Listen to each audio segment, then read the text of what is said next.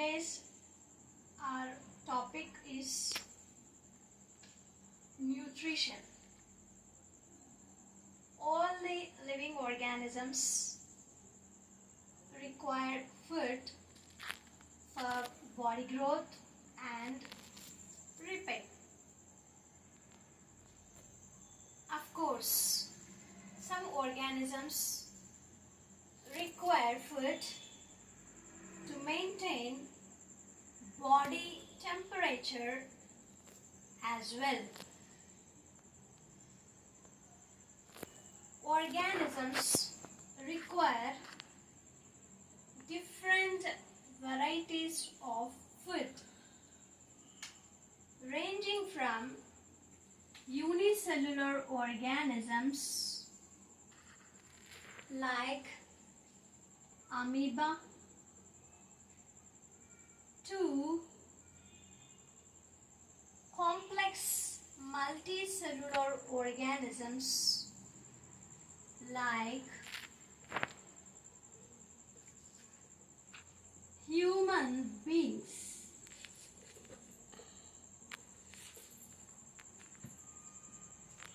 All the living organisms procure food in different ways.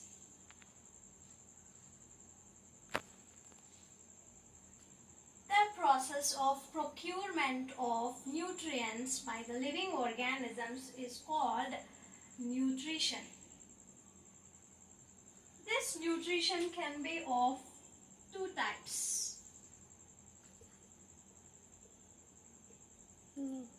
One is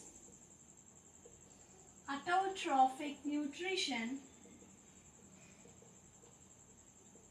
and the another is heterotrophic nutrition. So let us discuss in detail about autotrophic nutrition and autotrophs in detail. What do you mean by autotrophs?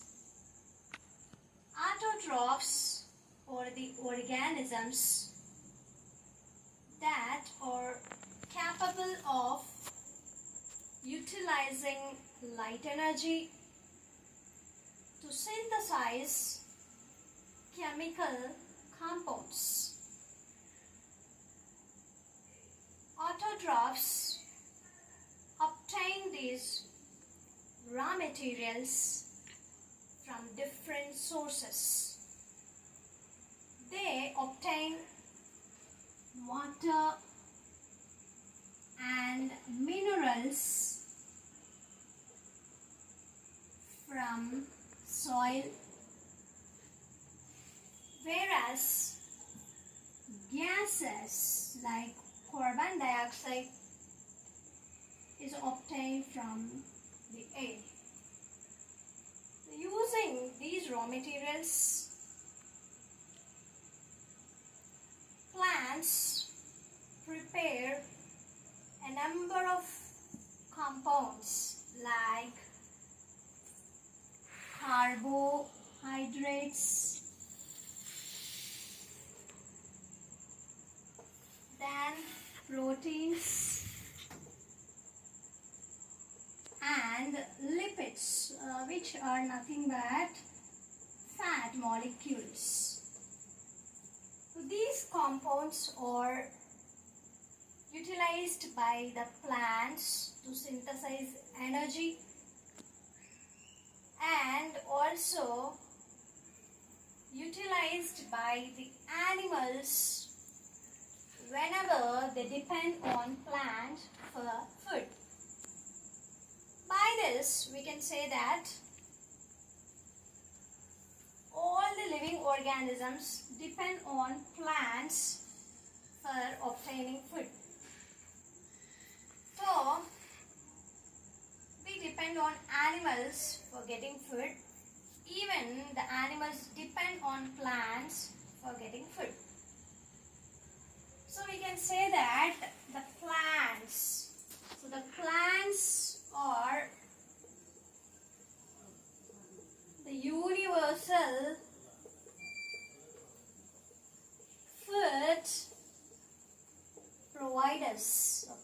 plants are called the universal food providers.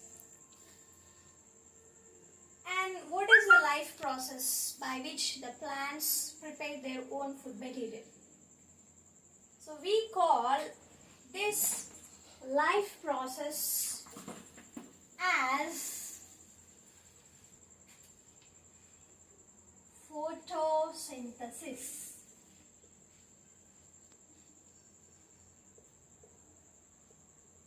Photosynthesis is a photochemical reaction where simple inorganic molecules are combined to form large complex molecules, which are organic molecules. And photosynthesis is a very complex process which occurs in several steps. So several intermediate products are formed during this reaction. So it took over centuries for the scientists to conduct experiments on photosynthesis and reveal the facts. So von Helmont was one of the scientists who found that the reason for increase in the mass of the plant body was not from the soil but from the water. So he revealed that water plays an essential role in the growth of plants. And C.B. von Neil, he derived a simple equation for photosynthesis. According to him, one molecule of carbohydrates and water was formed from the carbon dioxide and water.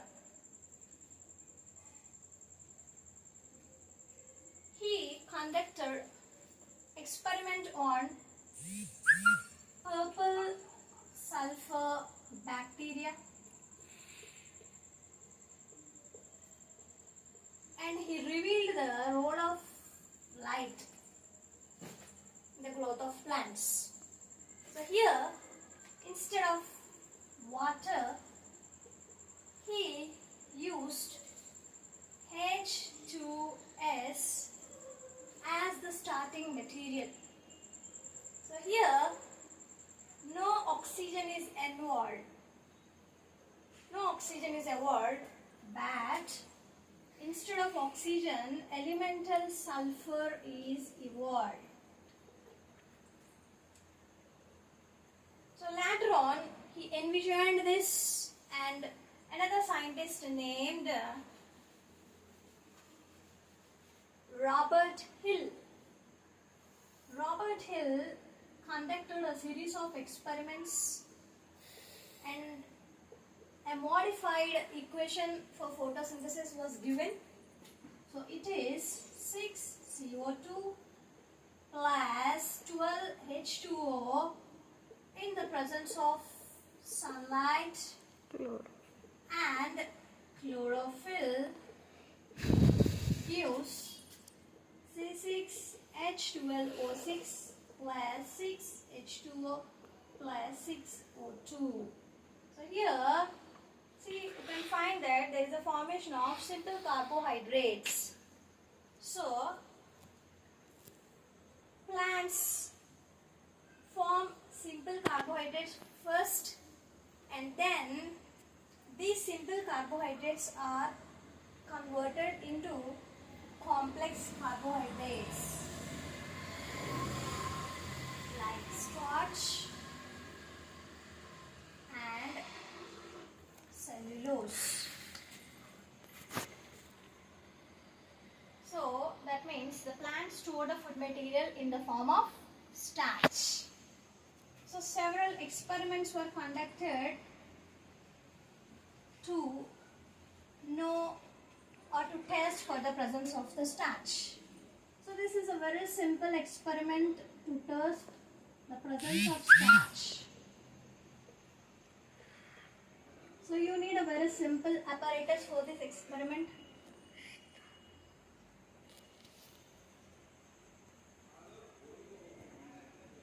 all you need is a stand and you need a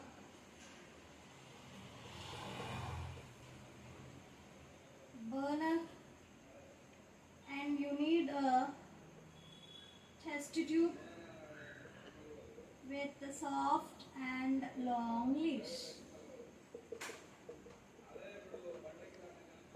So you take a soft and thin leaf and put it in a test tube containing methylated spirit.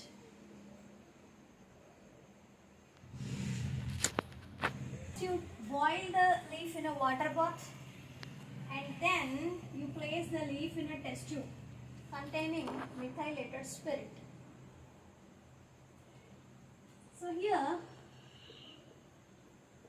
the leaf becomes pale due to the removal of chlorophyll. So you take out the leaf with the help of a soft brush and place it in a petri dish and add 1 or 2 drops of iodine solution.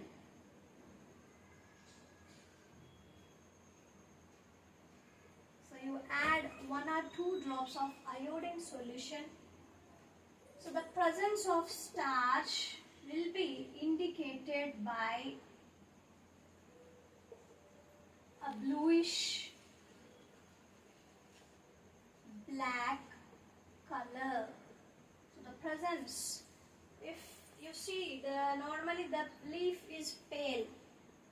So when you add the iodine, the leaf turns into bluish black. So there is a confirmation that starch is present in the leaf.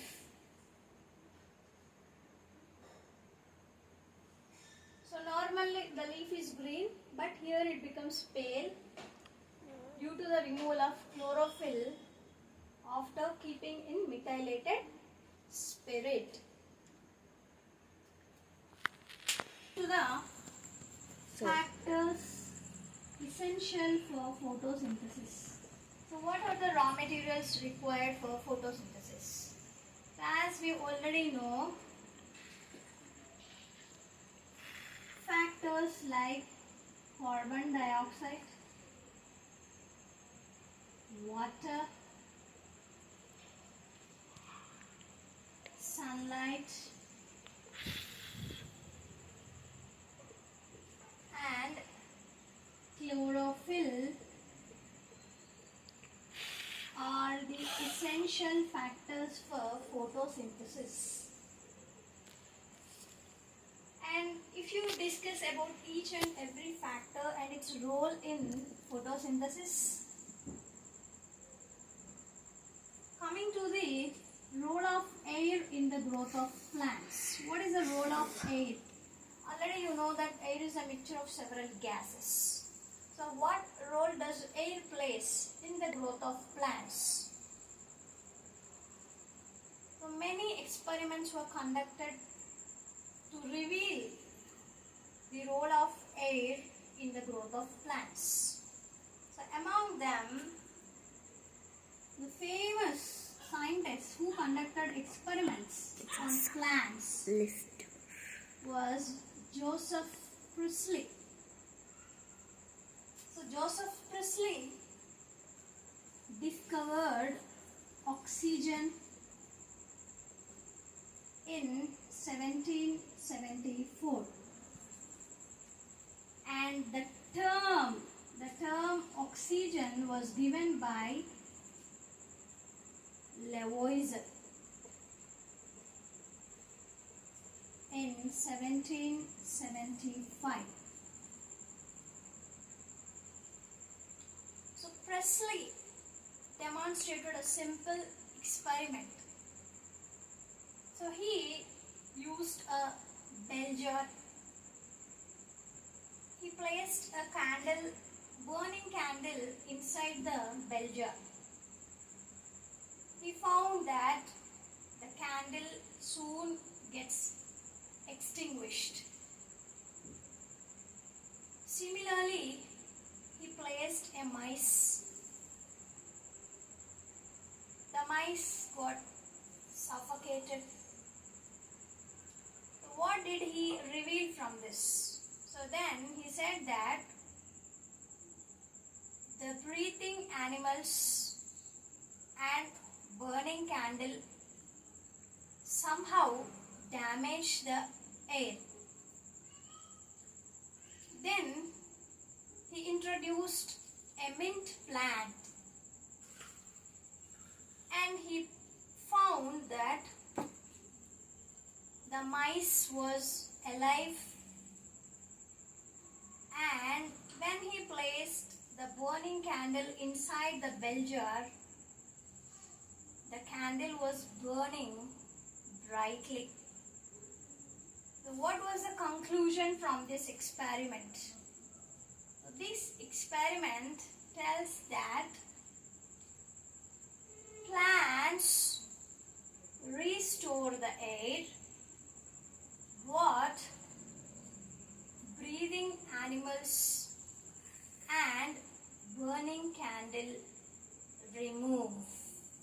So finally, he found that the green plants release some gas which helps for the survival of the organisms. So later, but he don't know the name of the gas. It was just given by Lavoisier. Similarly, massive amounts of gaseous exchange occurs in plants through stomata. You already know that stomata are surrounded by guard cells which are located in the leaves. Along with that, certain amount of gaseous exchange occurs through some other cells like lenticels as well as root hairs present in the roots. So gaseous exchange usually occurs by what? Stomata, lenticels and root hairs.